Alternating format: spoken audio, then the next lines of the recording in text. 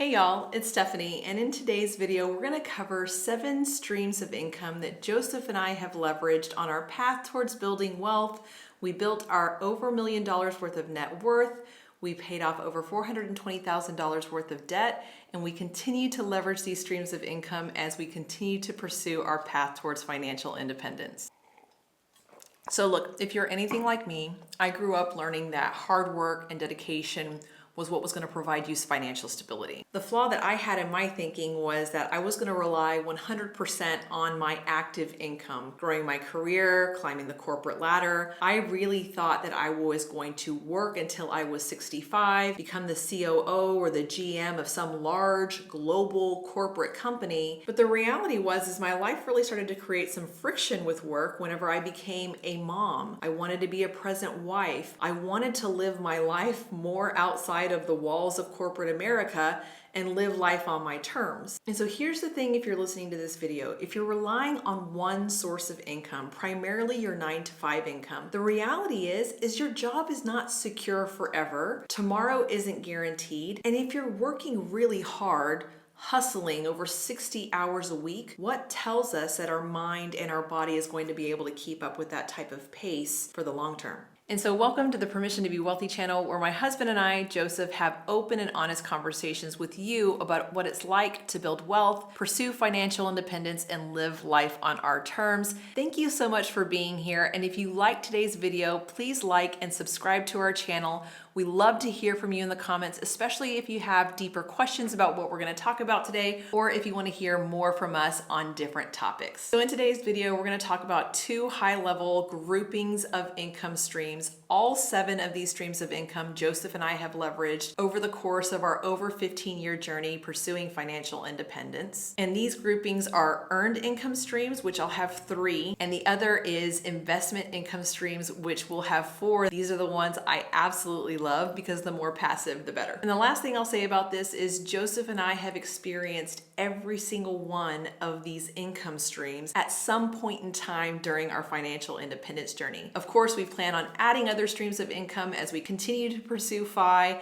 and live our lives, so subscribe to the channel and stay tuned to future episodes to hear about those more. So let's go to earn income stream number 1. And this is the most common for many of us. This is our 9-to-5 income, where we're primarily trading our time for money. For me, I built my career in technology, started off in the sales organization back in 2007. I was making about $30,000 a year in base salary plus commissions. And over the course of my 15-year career, I navigated out of sales into sales operations, and then ultimately ended up in the supply chain, where I was making multi-six figures by the time I exited my career in April 2020. This active income for me, which I think is really important for us to have more and more conversations about, came from my salary, bonuses. I was granted RSUs, which are restricted stock units. My employer also matched my 401k. And the last thing I'll say about this is whenever we moved from Texas to Singapore and I accepted my expat role there, we had tons of things paid for. We had our housing paid for. We had great health care that was fully covered. I had both of my boys in Singapore, by the way. Very expensive country, but a great place to have kids. And lastly, we also had other things like cost of goods paid for and other transportation services like 2 trips a year for our entire family of 4. For Joseph, he built his career initially as an educator and a coach. He eventually worked in insurance. And then whenever he moved to Austin, he got into a social media company and eventually got his real estate license, which is going to lead me to our second stream of earned income, business income. So for this income stream, you're no longer working for someone else. You're actually the owner and operator of a company that you own. And for Joseph, he started this journey off in 2015. I remember we were getting married and he told me, hey, I want to fully quit teaching. I want to go into entrepreneurship. And so off he went. He's been building his business and pivoting that business since 2015. He's made over $1 million in revenue since that time. And depending on the year, 60 to 70% of what he has paid himself has gone towards fueling our investments and our savings. So I'm looking at the list of different things that Joseph's business generates revenue and income off of. Referral income from the sale of real estate. They have offers and services that he and his team support in terms of lead generation for other real estate agents and other loan officers, and they've created other digital products over time. I now own my own business, which is called the Women's Wealth Effect. I primarily focus on helping career women pursue financial independence. I initially started off with one-on-one coaching back in August 2022, but I've pivoted that into a group coaching program, which is actually going to kick off in January this coming year. So if you're interested in hearing more about that, I'll link it down below. Let's go to our third earned income stream, which is speaking, freelancing, and consulting. And so what I want you to think about is you have acquired skills over the course of your career, or you have acquired lived experiences over the course of your life. And people are looking for those experiences and they will pay you for your expertise. For me and Joseph, we actually got paid for our experience this year. Joseph talked on a panel that was about moving to Portugal. He got to share his experience as a Black man, moving to another country, being an expatriate, what it was like to find education for our kids, and he was paid for sharing his experience on that panel. He also met a ton of other awesome people. For me, I actually teach a signature course, which is all about growing your career and your income. It's called my Level Up Your Career and Income series, where I help teach women the 6 specific steps that I took to get in the driver's seat of building my career and income and ultimately 9xing my income over the course of 15 years. And I personally plan on doing more of this in the coming years. So now I want you to think about these 3 earned income streams: 9 to 5 income, your business income, and exchanging your skills and expertise for speaking or consulting or freelancing and being able to share those skills for a trade-off getting paid. These all require you to trade your time for money. So they're really active income streams. They require you to be a butt in the seat doing something and acquiring some money for those skills and experiences. So now let's cover the 4 income streams that are investment income streams. These were amazing for us because they really allowed us to catapult some of our progress towards financial independence. And you'll look at some of these numbers and go, whoa, this has taken time, but they become more passive as time goes along and as you've remained dedicated to them. So let's take a look here. Investment income stream number 1, but it is our 4th stream of income in this video, is capital gains. And so capital gains is the profit that you will make off of an asset, whether it's a stock, a bond, or real estate, and as that asset has increased in value. So we actually have 2 capital gains examples that we wanted to share with you. Number 1 was the capital gain that we experienced off the sale of our second home back in Texas. So we bought this home at $425,000 back in 2017. We sold it for $692,000 in 2022. So we made capital gain on this house of $267,000 by holding it for a little less than 5 years, which, if you're familiar with the market and the way that real estate has been going over time, especially in the Austin, Texas area, the real estate market has been really hot, so we were able to capitalize on that. The second capital gain that we've experienced is the capital gains that we've seen over time in our investments. And so this specific account is our brokerage account. It has grown year to date over $100,000, actually $113,667.89. I pulled this a couple of days ago, and we are invested in a series of index funds and ETFs in this account. We are not doing individual stock picking or day trading. These are literally buy and hold investments that we plan on delivering to us a capital gain over time. And we love these. They're very hands-off, passive approach, and it is really nice to check in on your account and see it grow over time. The other thing I will say about these specific gains is these are currently unrealized gains because you don't realize capital gains on your investments until you actually go to sell them. The other thing that we think about when we think about capital gains is long-term versus short-term capital gains. As long as you hold your investment for over a year, at least 365 days, it fits into the long-term capital gains category, and you get to enjoy lower taxes whenever you exercise long-term capital gains versus ordinary income rates. Let's go to investment stream income number 2. This is stream of income number 5 in this video, dividend income. And so dividends are when a company makes a decision to pay a portion of its profits to its shareholders.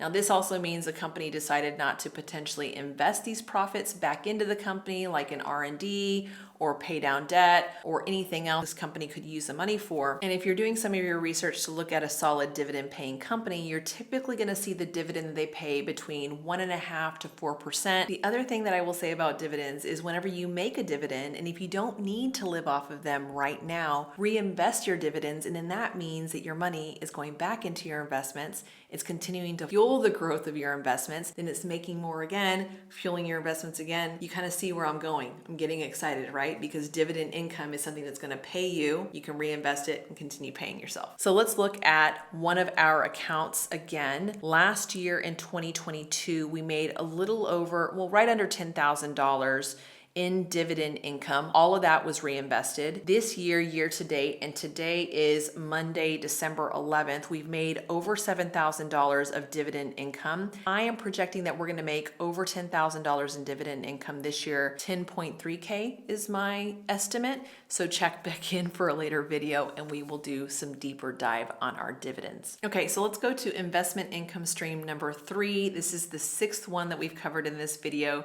This for us is covered call premium income. And a lot of people like to talk about this specific type of income as a dividend, but it actually isn't a dividend. And so in simple terms, a covered call premium is the payment you receive for giving someone the option to buy your stock. Now, we aren't actually out there writing covered calls. AKA technology has gotten better. It's made it simpler for this type of strategy to be leveraged in an ETF, and that's how we actually access this option. But I want to break down what a covered call is for you in the simplest terms that I can. So imagine that you have a stock that's valued at $100 a share, and then you offer someone the option to buy your $100 share if it goes up to $110, but you offer them that option for $25. So now one of two things can happen. You can get the $25 because the share price went up to the 110 and they get the share, but they still pay you the $25. Or the share price hasn't gone to the 110, so they don't exercise the option to buy it from you, but they still have to pay you the 25. So that's where covered call premium comes in. It's the premiums generated off of the covered call writing strategy. And so while all of that tactical stuff may seem complicated, the cool thing is technology has allowed index fund investing and covered call strategies to come together within things like an ETF. And you can see some of these ETFs that have covered calls within them generate a yield of about 10% annually. So let's take a look at the list here that we have invested, particularly in covered call ETFs. Monthly, we're seeing about a payout of about $3,200 a month. Year to date, we have actually seen over $33,000 paid to us in covered call premiums. And I predict in 2023 that we will have about $35,500 generated to us as income through this strategy. Mind you, we added this as a strategy specifically this year after we sold our house in Texas and needed to figure out what we wanted to do with that money. And so we deployed it into this strategy for us. While I talk about real estate, that gets us to our 4th investment income stream of this video, the 7th one overall, and this is rental income. And this is the income that you generate off of renting a room, an entire home, a room in the backyard, you name it. People have gotten very creative with this. For us, we had a house in Texas. It was over 2,600 square feet, and we were renting that out for about $3,300 a month. We paid off this house, so we didn't have a mortgage or the interest on that mortgage left to pay. So all of that money was coming to us, minus taxes, which were about